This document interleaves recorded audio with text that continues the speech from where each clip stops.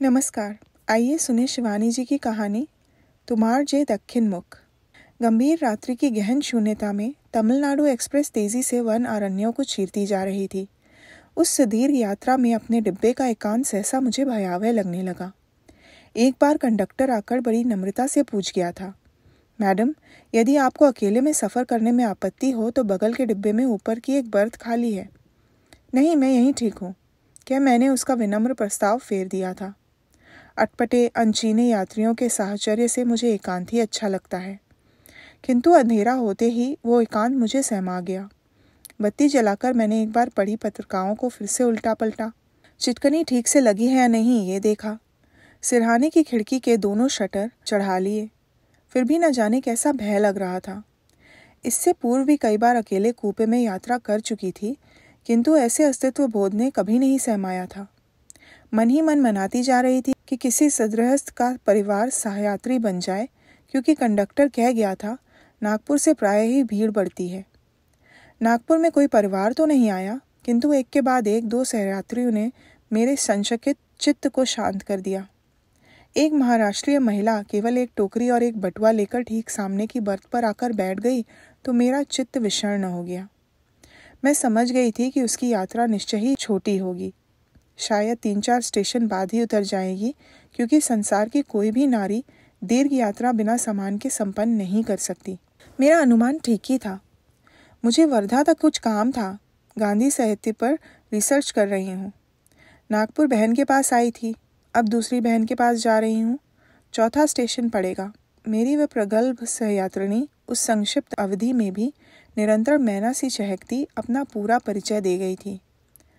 उसका नाम अनुसुईया पटवर्धन है, विवाह नहीं किया, लड़कियों के किसी कॉलेज की वाइस प्रिंसिपल है। यूनिवर्सिटी में पढ़ाने की महत्वाकांक्षा ने ही उसे पीएचडी के लिए प्रेरित किया है। वृद्धा माँ साथ रहती हैं, इसी से विवाह नहीं किया। उसने लजाकर कहा, मैं विवाह कर लेती तो माँ को कौन देखता।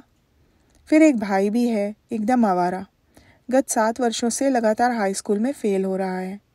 उसके भरोसे माँ को छोड़ नहीं सकती, इसीलिए कल लौट जाऊंगी। वो यदि नहीं भी बतलाती तब भी मैं जान जाती कि वो कुंवारी है। 32 वर्षों का संचित कौमार्य उसकी प्रत्येक विचित्र गतिविधि से स्पष्ट होकर उभर रहा था। कभी चश्मा खोल आंखों में किसी दवा की बूंदें छोड़ती, कभी सरदर्द की गोली बटुए से निकालकर मुंह में धर लेती, कभी नाड़ी पकड़कर उसी का स्पंदन सुनने लगती, और फिर सहसा बटुए से अपने किसी गुरु का विवर्ण चित्र निकालकर ललाट में लगा होठों ही होठों में न जाने कौन सा मंत्र बुदबुदाने लगती। मैंने उससे उसके उन गुरु के चित्र के विषय में कुछ नहीं पूछा। इससे शायद उसे निराशा भी हुई। फिर वो स्वयं ही कहने लगी, पिछले वर्ष काशी में इनके दर्शन हुए, वहीं दीक्षा मंत्र लिया। 225 वर्ष के हैं। मुझसे बोले, बेटी दुखी क्यों है। मैंने कहा, महाराज, इस अनित्य संसार और जगत के कष्ट की ज्वाला से मैं दग्ध हूँ। बोले, तुम्हारा कष्ट देखकर ही मैंने तुम्हें यहाँ बुलाया है। एक शब्द दूंगा, उसे ग्रहण करो, उसके प्रभाव से तुम्हारे समस्त कष्टों की परम निवृत्ति हो जाएगी। उन्होंने मुझे दीक्षा मंत्र दिया और मेरी आंखों के सम्मुख अकस्मात अंतर्हित हो गए। सुना है ऐसे दिव्य पुरुष महानिशा में भी संचरण करने में समर्थ होते हैं। आहा, कैसा ज्योतिर्मय रूप और भव्य मुखमंडल पर कैसी अपार करुणा। भावावेश में अनुसुईया पटवर्धन दोनों आंखें बंद कर झूम ही रही थी कि द्वार पर दस्तक हुई। चित्र को बटुए में डाल वो किसी षोडशी की सी फुर्ती से उछली और चट द्वार खोल फिर अपनी बर्थ पर बैठ गई। द्वार पर एक भुजंग सा काला व्यक्ति खड़ा हो गया। पीछे पीछे कंडक्टर था। क्षमा कीजिए, आपको यदि आपत्ति ना हो तो क्या मैं ऊपर का बर्थ लेने की धृष्टता कर सकता हूँ। ये लेडीज कूपे है, इसमें आप कैसे आ सकते हैं। मेरा स्वर शायद आवश्यकता से कुछ अधिक ही रूखा हो उठा था। इस बार उस यात्री की कैफियत देने उसके पीछे खड़ा बौना कंडक्टर आगे बढ़ाया। आई नो मैडम, पर कहीं भी कोई बर्थ खाली नहीं है और ये बेचारे बीमार हैं, मृत्युशैया पर पड़ी बड़ी बहन को देखने जा रहे हैं। यदि आप लोग दया करें तो शायद बहन का मुंह देख लें। खीसे ने पोरता वो ऐसे विनम्र होकर दोहरा हो गया जैसे वह स्वयं अपनी ही पैरवी कर रहा हो। मैं समझ गई कि उसकी मुट्ठी पर्याप्त मात्रा से गर्म की गई है। आप किसी अन्य महिला को हमारे डिब्बे में भेज उनकी बर्थ इन्हें क्यों नहीं दे देते, मैंने भुनभुनाकर कहा। जानता हूँ मैडम, जानता हूँ, वही किया था, पर सब अपने परिवार के साथ हैं। लंबी यात्रा में सब एक साथ रहना चाहते हैं। कोई बात नहीं, आ जाइए ब्रदर, कम इन। अनुसैया पटवर्धन ने स्नेह विगलित स्वर में उस अनजान यात्री को अपना अविवेकी निमंत्रण दिया तो मेरे जी में आया तत्क्षण उसे चीर कर धर दूं। उसका भला क्या बिगड़ेगा, चौथे स्टेशन पर पल्ला झाड़ कर चल देगी। मुझे ही तो उस भयावह व्यक्तित्व का सानिध्य रात भर सहना पड़ेगा। शायद मेरे हृदय की भुनभुनाहट मेरे चेहरे पर स्पष्ट होकर उभर आई थी। अनुसुईया पटवर्धन मेरे दोनों हाथ पकड़कर हंसकर कहने लगी, नाराज हो गई बहन, बर्द देने न देने वाले हम तुम नहीं हैं, प्रयोज्य करता है स्वयं परमात्मा। त्वचा ऋषिकेश हरिस्थितेन यथा नियुक्तोस्मि तथा करोमि। वास्तविक प्रेरक वही है, मैं या तुम नहीं। समत्व ही योग है। बेचारा यदि एक बर्थ पाकर अपनी बहन का अंतिम दर्शन कर लेता है तो हमें कैसी आपत्ति। Thank you madam. वो व्यक्ति कृतज्ञता से दोहरा होता बर्थ के एक ही कोने पर बैठ गया। अब तक मैंने उसका चेहरा ठीक से नहीं देखा था। सहसा मुझे झटका लगा। कैसा पहचाना पहचाना सा चेहरा लग रहा था। मैं दुरत गति से अचल स्मृति की अथल गहराई से पूर्व परिचित चेहरे खींच कर उससे मिलाने लगी, किंतु स्मृति मेरी प्राणांतक चेष्टा के बावजूद अचल बनी जा रही थी। जी में आ रहा था पूछूं, कौन हो तुम, कहाँ परिचय हुआ है पहले। भयावह रूप से वो काला चेहरा, सफ़ेद सफ़ेद दांतों की खिसियाई सी हंसी और दृष्ट आंखों की तीखी मुख दृष्टि जो बार बार मेरे चेहरे पर निबद्ध हो रही थी। तब क्या वो भी मुझे पहचानने की चेष्टा कर रहा था। पहचान कर भी ना पहचान पाने की अकुलाहट मुझे और भी सहमा रही थी। अच्छा, तो आप भी मद्रास जा रहे हैं। अनुसुईया पटवर्धन उस यात्री से ऐसे अंतरंगता से बतियाती चली जा रही थी जैसे वो उसका बहुत दिनों बाद मिला आत्मीय हो। चलिए, इनका साथ हो जाएगा, नहीं तो बेचारी अकेली ही जाती, मैं तो बीच ही में उतर जाऊंगी। ओह, तो आप भी मद्रास ही जा रही हैं, उसने हंसकर पूछा, और एक क्षण के उस गतिहीन शब्दहीन दृष्टि विनिमय ने मेरे संदिग्ध चित्त को सचेत कर दिया। कैसी मूर्ख थी ये अनुसुईया पटवर्धन। ये कहने की क्या आवश्यकता थी कि वो बीच ही में उतर जाएगी और मैं मद्रास जाऊंगी। फिर मद्रास तक की यात्रा के लिए इस विचित्र यात्री ने एक सामान्य सा थैला भी तो नहीं लिया था। एक क्षण को 2 दिन पूर्व पड़ी गई अखबारी कतरन की स्मृति मुझे भयत्रस्त कर गई। फर्स्ट क्लास के डिब्बे में लेडी डॉक्टर की निर्मम हत्या, हत्यारा फरार। अनुसुईया का अनर्गल प्रलाप बड़ी देर तक चालू रहा। वो यात्री किसी लंगूर की लपक से लपकता कब का अपनी बर्थ पर चढ़कर सो गया था। जैसे जैसे अनुसुईया का गंतव्य स्टेशन निकट आ रहा था, मेरा शंकालु चित्त काल्पनिक दुर्घटनाओं का जाल बुनता सहमा जा रहा था। फिर मैं उसी उलझन में अपना भावी निश्चय ले चुकी थी। अनुसुईया के उतरते ही मैं स्वयं गार्ड से जाकर कह दूंगी कि या तो मेरे डिब्बे में किसी महिला यात्री को भेजने का प्रबंध करें या इस समाज विहीन रहस्यमयी पुरुष यात्री को अन्यत्र भेजें। कोई भी महिला यात्री अकेले डिब्बे में पुरुष यात्री की उपस्थिति पर आपत्ति प्रकट कर उसका स्थानांतरण करा सकती है, ये रेल नियम मैं जानती थी। फिर मेरा पक्ष तो और भी सबल था। लेडीज कूपे में वो आ कैसे गया। किंतु अनुसुईया पटवर्धन मुझसे भावभीनी विदा लेकर उतरी तो वह दृष्ट व्यक्ति स्वयं ही छिपकली सा नीचे की बर्थ पर सरक आया। मैं उठकर बाहर जाने के लिए चप्पल पहन रही थी और जैसा कि प्रायः होता है, ठीक ऐसे अवसरों पर चप्पल का जोड़ा विधुर बना दूसरी चप्पल ढूंढने भारी भरकम बक्सों के पीछे भागने लगता है। मुझे भी अपनी एक चप्पल नहीं मिल पा रही थी। ये रही मैडम। वो मेरी एक चप्पल हाथ में लिए अपनी वही खिसियाई हंसी हंस रहा था। मैं चौंक कर मुड़ी। शायद सरककर मेरी सीट के नीचे आ गई थी। फिर एक लंबी सांस खींचकर वो गंभीर स्वर में कहने लगा, समय ही बलिहारी, कभी ऐसे ही तुमने मुझे चप्पल दिखाकर थरथर कपा दिया था। मेरा कलेजा भय से हिम हो गया था। कौन था ये, कौन? शायद तुमने पहचाना। क्यों, अभी याद नहीं आया? ये दांत देखो, अब शायद पहचान लोगी। आज से 35 वर्ष पूर्व तुम्हारे भाई के उस घातक मुक्के ने इसको स्मृति चिन्ह बनाकर छोड़ दिया था। इसीलिए विशालाक्षी ने एक दिन जिद कर ये सोने की कैप लगवा दी। अब याद आया? हे भगवान, तब क्या ये अभागा आज 35 वर्ष बाद मेरे भाई के मुक्के का प्रतिशोध लेने मुझे ढूंढता यहाँ आया है? पहचान लिया था। कैसी मूर्खा थी मैं जो अब तक नहीं पहचान सकी। उसे भूल सकती थी भला? उस दानव की विचित्र गतिविधि जिसने कभी मेरा जीना दूभर कर दिया था, जिसके लिखे 17 पृष्ठों के सुदीर्घ प्रेम पत्र आदिवासी शत्रुओं के विषभुजे तीरों की भांति हॉस्टल छोड़ने पर भी मेरा पीछा करते रहे थे, जिसको देखते ही मेरा सर्वांग घृणा और भय से सिहर उठता था, जिसकी दृष्ट हंसी मेरे भाई के सशक्त मुक्के से भी मिलान नहीं हो पाई थी। जो निरंतर छाया की भांति मेरा पीछा करता, मेरा छाया ग्रास निगलता, मेरे छात्र जीवन में पूरे 5 वर्षों तक विष खोलता रहा था, उसे भला भूल सकती थी? फिर एक बार सहसा साहस करके मैंने भरी कक्षा में ही उसे बुरी तरह फटकार दिया था। आज अंतिम बार तुम्हें चेतावनी देती हूँ राघवन, ऐसे मेरा पीछा किया तो फिर मेरे इस ब्रह्मास्त्र को देख लो। क्या मैंने अपनी चप्पल दिखा दी थी।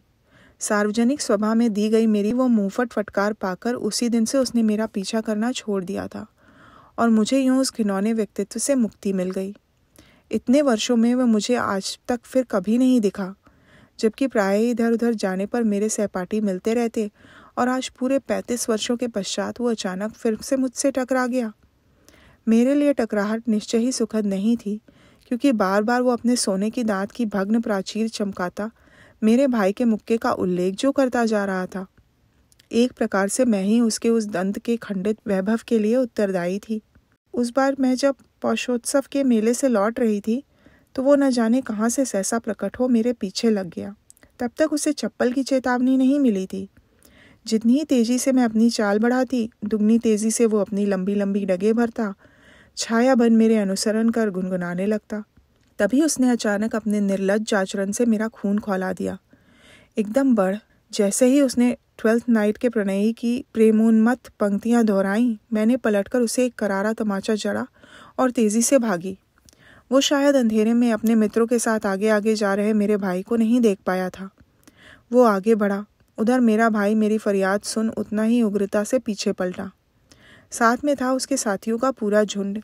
ये तब की बात है जब मित्रों की बहन स्वयं अपनी भी बहन हुआ करती थी। शेक्सपियर की भावभीनी पंक्तियों की आवृत्ति का पुरस्कार राघवन को तत्काल मिल गया। आज उसी घटना का उल्लेख कर शायद मुझे इतने वर्षों के बाद एकांत में फिर सहमाना चाह रहा था। तुम्हारे भाई के मुक्के ने मेरा दांत तोड़ा था, उसने कहा, तो मैं चुप नहीं रह सकी। भुनभुनाकर मैंने कहा, ठीक किया था। तुम्हारी बहन को कोई एकांत में ऐसे घेरता तो तुम क्या उसका दांत नहीं तोड़ते? नहीं मैडम। फिर वह अपनी वही निर्लज्ज हंसी हंसकर कहने लगा, मेरी बहन को कोई कभी नहीं घेर सकता। जानती हो क्यों? उसकी आंख कांच की है और रंग एकदम मेरा पाया है।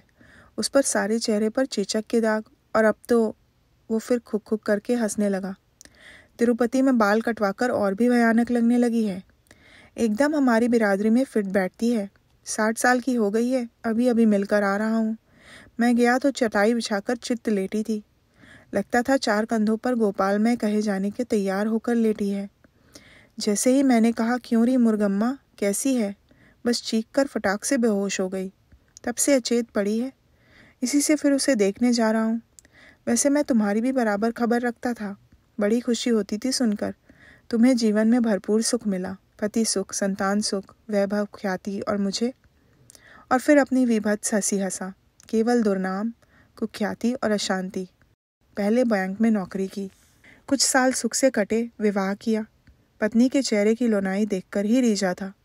अंतर का चेहरा कितना कुत्सित है मैं देख नहीं पाया। उसकी नित्य नवीन फरमाइशें पूरी करने में कब मेरी निष्ठा का आसन डिग गया मैं जान भी नहीं पाया। इधर बैंक की राशि की तिल तिल की खिसकन मेरे विलासनी जीवन सहचरी की समृद्धि का भंडार भर रही थी। उधर मुझे पीने की बुरी लत लग चुकी थी। निर्जला आसफ का घूंट मेरे विवेक का एकदम भ्रष्ट कर चुका था। एक ना एक दिन मेरे हाथ की सफाई ही मेरा कालबन, मेरे काले मुंह को और काला कर देगी, ये मैं जानता था। फिर भी उस मायावनी का सौंदर्य मुझे विवेकहीन बनाता चला गया। तुम्हारे बाद मैंने केवल उसी से प्रेम किया था। ट्रेन अचानक उन गहन सुरंगों से सरकने लगी थी जहाँ का अंधकार साहसी से साहसी यात्री चित्त को भी अपने अस्वाभाविक अंधकार से कपकपा देता है। वो सहसा चुप हो गया था। अंधेरे में उसकी वाणी भी एक पल को शायद स्तब्ध हो गई थी। फिर वह उसी छंदमयी गति से चालू हो गया। तुमसे मुझे सदा तिरस्कार ही मिला, केवल लांछन, अपमान, पर उससे अनंत प्रेम, अकपट सेवा और कार्पण्य रहित अनुराग, साहचर्य। मैं बीमार पड़ता तो वो रात दिन मेरे सिरहाने बैठी रहती। चिड़चिड़ाने लगता तो वो धरती सी सहिष्णु बन मेरे पैरों में लौटने लगती। मैं क्या जानता था कि वो अभिनयशील नाटिनी एक भद्दे नाटक का मंचन मात्र कर रही है। ठीक भी तो था। अभिनय तो उसने जीवन घुट्टी में पिया था। वैश्या जन्नी के स्तनपान में छलना का विष न मिलता तो क्या अमृत का घूंट मिलता। जब होश आया तब तक मैं पूर्ण रूप से छला जा चुका था। एक दिन अचानक नियति स्वयं मुझे नाटक का अंतिम यवनिका पात कराने अधूरे दौरे से ही घर लौटा आई। मंच के प्रसाधनहीन सज्जाहीन नटी नट के असली चेहरे मैंने देख लिए। प्रवंचक था मेरा अभिन्न मित्र अखिलन।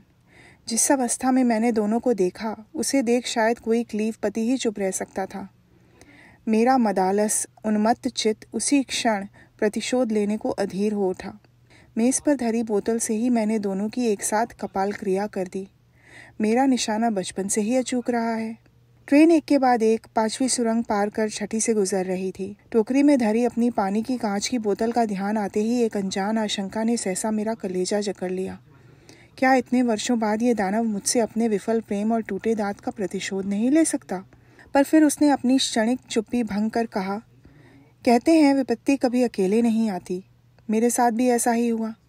नशा उतरा तो मुझे सहसा अपने भयंकर अपराध का बोध हुआ। मेरे पिता वारंगल के प्रसिद्ध महाजन थे। दिन रात लाखों का लेन देन होता था। उनका वैभव मुझे कानून के घेरे से निश्चित ही छुड़ा सकता था। फिर मेरा पक्ष भी इतना दुर्बल नहीं था। दुराचारणी पत्नी को मैंने रंगे हाथों उसके प्रेमी के साथ पकड़ा था।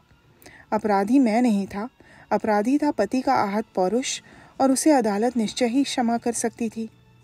किंतु एक तो बचपन से ही मैं विधाता की आंखों का कांटा था। उस पर विशालाक्षी वैश्या की दत्तक पुत्री थी। उससे विवाह कर मैंने पहले ही पिता को शत्रु बना लिया था। एक बात और भी मेरे अपराध को जघन्य बना गई थी।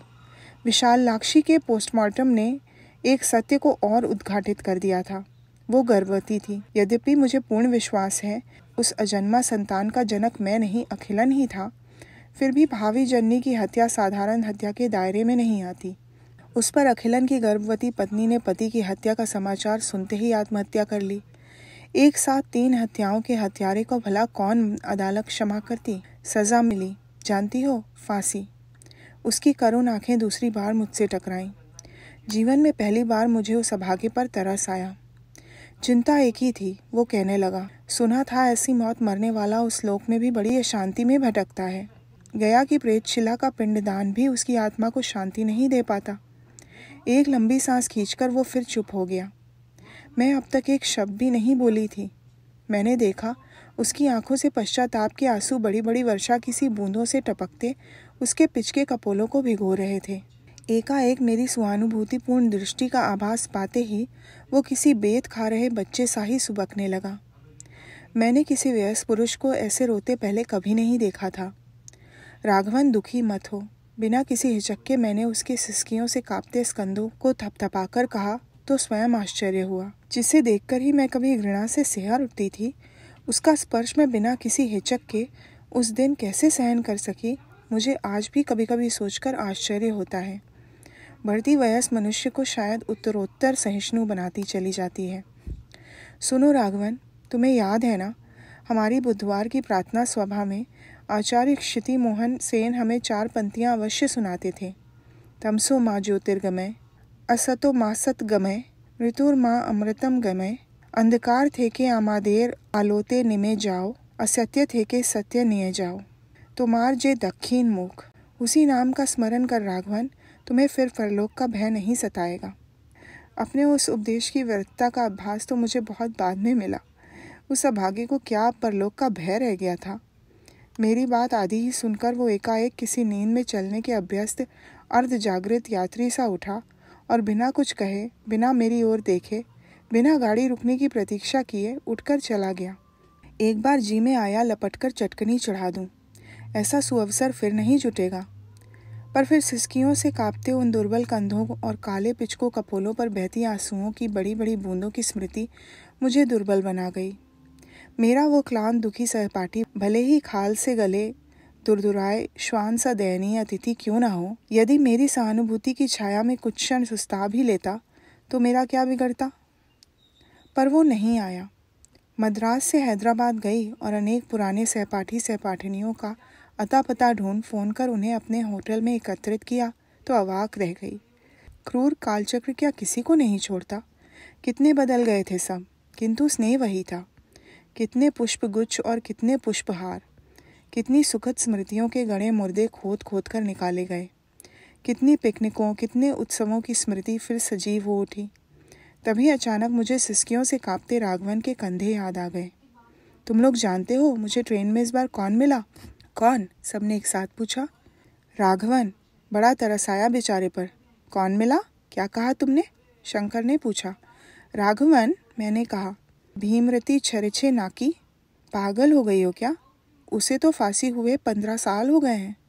मैं ही उसकी डेड बॉडी लेने गया था। उसके पिता मेरे रिश्ते के चाचा लगते थे। उन्होंने जाने से साफ इनकार कर दिया। इसी से अपने बड़े भाई के साथ मैं ही बॉडी क्लेम करने गया था और हम दोनों भाइयों ने ही गोदावरी तट पर उसका अंतिम संस्कार किया था। कहीं किसी और की बॉडी क्लेम कर चिता पर तो नहीं धर आए? मैंने बड़ी चेष्टा से हंसकर पूछा। उधर मेरा हथपिंड बड़ी दुराशा से घड़ी के पेंडुलम सा डोल रहा था कि शंकर कह दे, हाँ भाई, मुंह नहीं देखा, सील्ड बॉडी थी। नहीं जी, राघवन के चेहरे को पहचानने में भला कोई भूल कर सकता था? एकदम वैसा ही था, केवल गाल कुछ पिचक गए थे और जिस दांत को तुम्हारे भाई ने तोड़ा था उस पर सोना मड़वा लिया था बेचारे ने, शायद तुम्हारी ही स्मृति चिन्ह को गौरव प्रदान करने के लिए। शंकर ने सामान्य रसिकता की चेष्टा की, परंतु उसका परिहास मुझे नहीं गुदगुदा पाया। मुझे तो लगा मेरी ट्रेन एक बार फिर उन 7 अंधी सुरंगों से गुजर रही है और मैं राघवन के सिसकियों से कांपते कंधों को थपथपाती हूँ। तुम्हार जे दक्षिण मुख, तुम्हार जे दक्षिण मुख। तो ये थी शिवानी जी की कहानी तुम्हार जे दक्षिण मुख। आशा है आपको अच्छी लगी होगी। सुनने के लिए धन्यवाद।